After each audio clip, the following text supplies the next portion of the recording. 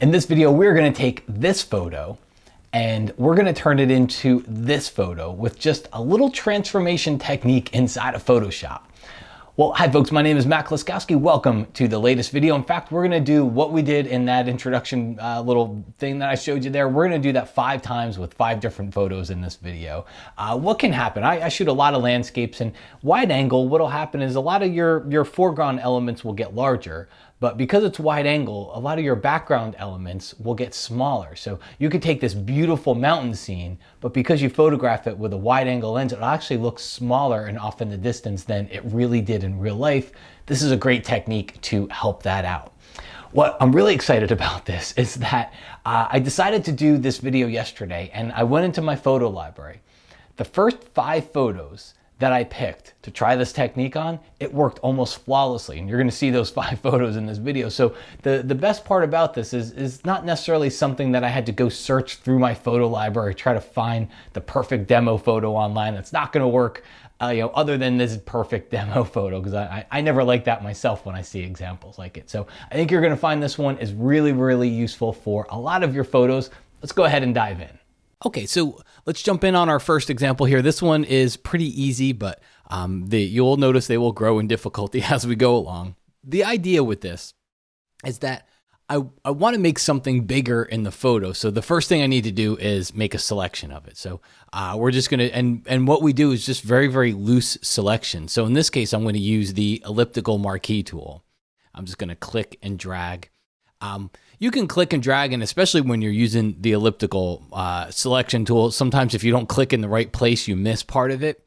What you can do is while you're still clicking, hold down the spacebar key, and then you can move it around the photo here. Okay, so I haven't let go of the mouse yet. So I'm going to click and drag and kind of give it a little bit of room to breathe. That's probably the most important part of this. Just give it some space. So right about there looks pretty good. Then we're going to go up here to the select menu. We're going to come down to modify, and we're going to go to feather. And I'm going to feather this by about 25 pixels. That's the general amount that I use. If something comes up, maybe we'll see some weird edges or whatnot. If your selection edge is a little too close to whatever you happen to be selecting, you might eat into that selection. But 25 works pretty good as long as you gave it some breathing room. So we'll click OK. So now we have a feathered selection. You don't really see it, but that selection has a softer edge now. Next thing we do is press Command or Control J.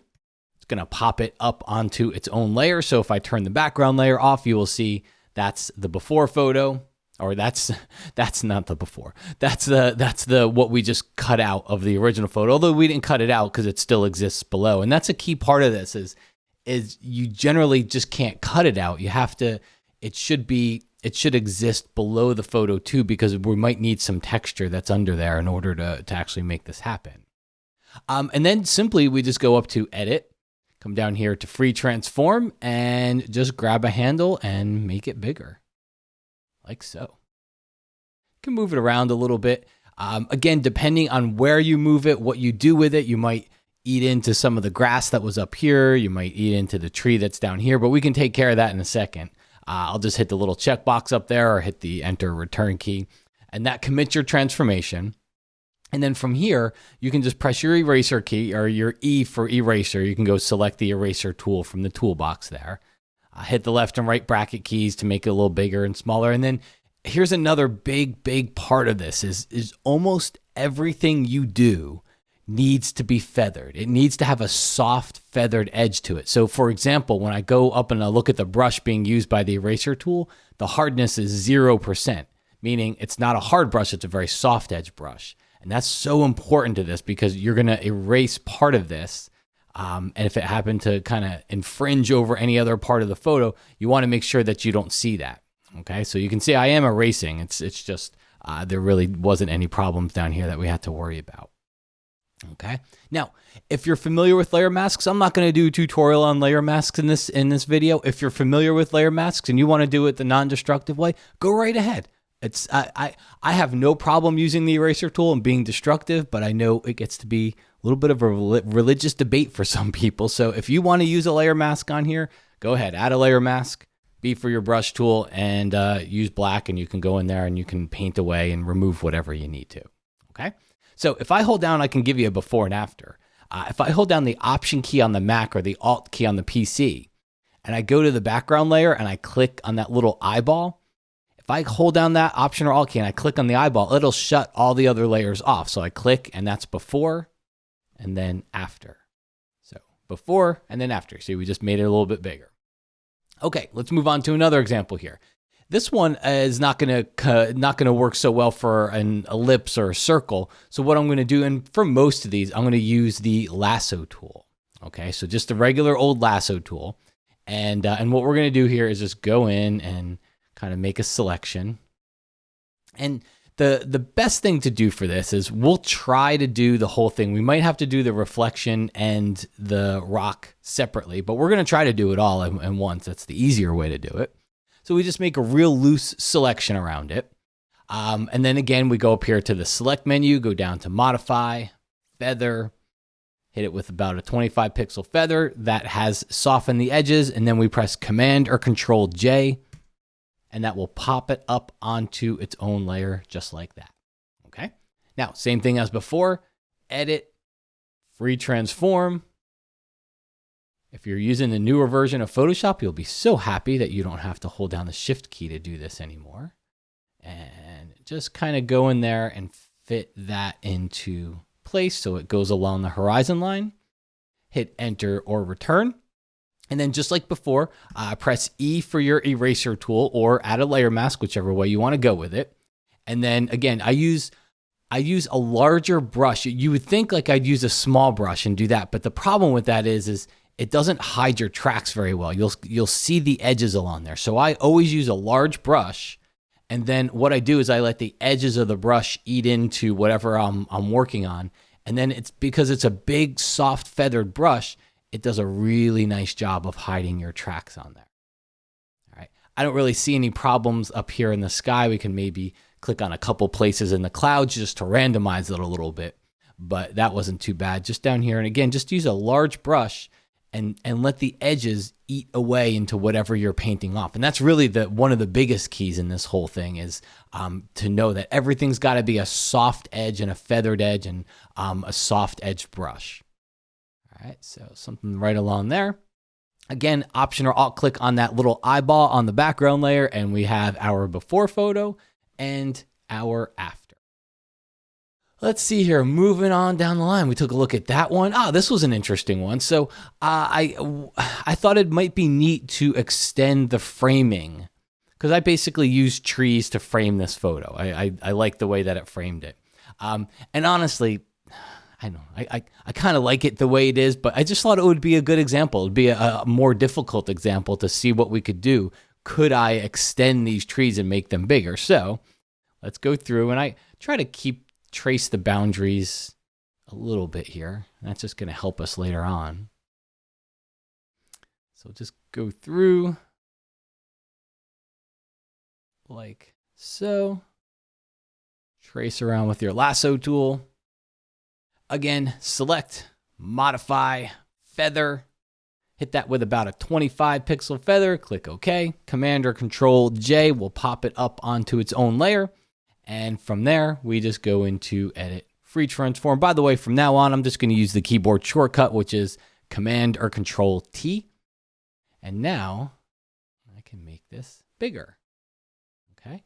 I might even skew it and warp it a little bit so that we don't have to hold down the Shift key to keep it constrained. But what I'm going to do is actually hold down the Shift key, and that will let me do whatever I want with it. All right. So I can actually extend it a little bit more and stretch it.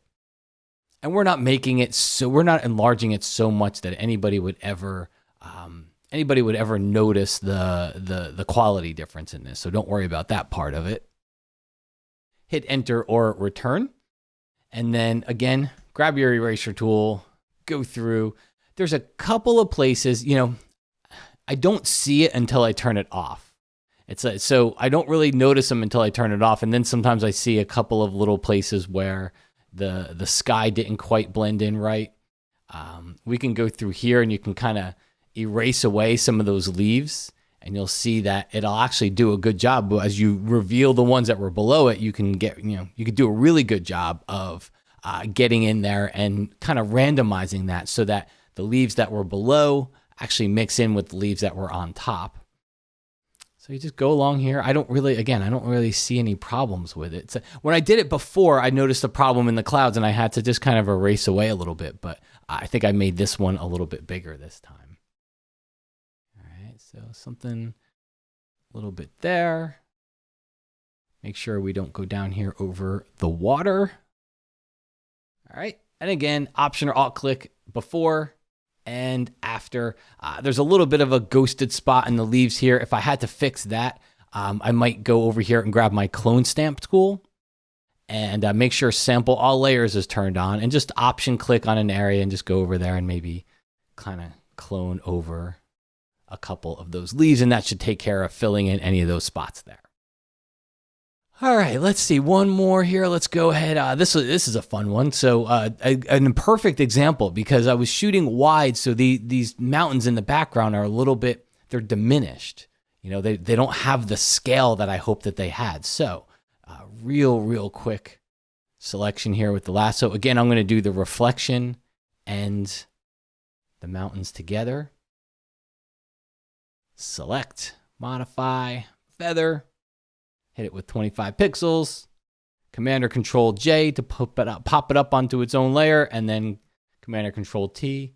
And let's just, you know what, in this case, again, rather than scale it proportionally, which is what we usually want, I'm going to hold the Shift key down and I'm just going to stretch them upward. So, all right. Notice when I go down too, see what's going to happen here? That's okay. I'm going to actually let it happen. Okay. I'm going to let it happen and bring some of that down into the water here, because we'll take care of that in just a second. So that looks pretty good. I think I got it where I need it, and we'll just hit the little checkbox, and that confirms that selection. And then just like before, we press E for our eraser tool, and let's just go through here. I'm going to hit the right bracket key, get a larger eraser, and then just erase away that area. Now, another thing that can help is to take down the opacity of your eraser and then go through and kind of give it another swipe just on the edges, just so you don't see edges as they go through there. And then I'll just use a lower opacity eraser. It'll help it blend a little bit better as we go through. You can see when I turn it off and on. Again, that was a wide angle lens, and it really just diminished everything as it kind of got into the distance there. All right, I got one more example. I'm going to also ask you a big favor before that example, and that is if you like these videos, do me a favor and just follow whatever platform you happen to be on. If it's YouTube, you can, of course, subscribe to the YouTube channel, and then there's also a place to ring a bell where you make sure you get notifications when I post new videos. And then if it's on Facebook, you can like the page, and again, there's a little place where you can put notifications or turn on notifications, so when I post new stuff, you'll get a little message about it. Okay? All right, let's take a look at one last one here. This was a really good one too, because that mountain felt so much bigger when I was there. And again, because of a wide angle lens, they tend to get diminished as you're shooting wide. So take our lasso tool. We're going to do kind of a two-pronged approach here. We're going to grab the top, and we'll do it. So select, modify, feather, Command or Control J, Command or Control T, and scale that up. And this one's an interesting one because you're just going to go in there and try to get it to fit into the trees. You're just going to take a look at the trees and try to match them up. All right. So a lot of the ones at the top here, I'll kind of move it back and forth. And then you can always just grab your eraser tool, just like we did before. Left bracket key to make it much smaller, and then go in there. And of course, probably use 100%. In this case, make it a little bit easier. Might have gone a little too far in that one. Let's try that one. Yeah, there we go. And then a little bit of cloning and healing can help too. So I can go in and sample part of the photo here, and then start to go in and, again, use a full 100% opacity. I can sample part of the photo and start to build those trees, especially those treetops, start to build them back up. So you might have to get creative and do a little bit of cloning in there to make it fit in. Now we have to go back to the background layer because we have to do the bottom reflection. So again, grab my lasso, make a big selection, feather it one last time. And then Command or Control J to put it up on its own layer, free transform and scale it up, just like before. Okay, that one's a lot easier. I'm not gonna worry too much about cutting off the reflection. I weighted this photo deliberately more toward the top, but of course on your own photos, you're welcome to crop and leave or take away any part of it that you'd like. But I think this works just fine for this one, even though I cut off a little bit of the mountaintop there. Enter or return, and Option or Alt click, you can see before and then after. Before, after. Folks, hope you enjoyed this one. It's one of those little things, like it's not something I use every day, but it's something that when I do use on my photos, it makes such a big impact. And it's one of those little things that you can do, and it's actually unbelievably simple to do on so many different photos. And I think when you will use it, I think you'll notice it can make a huge impact on your photos as well. Thanks again for watching. Hope you enjoyed, and I will talk to you again real soon.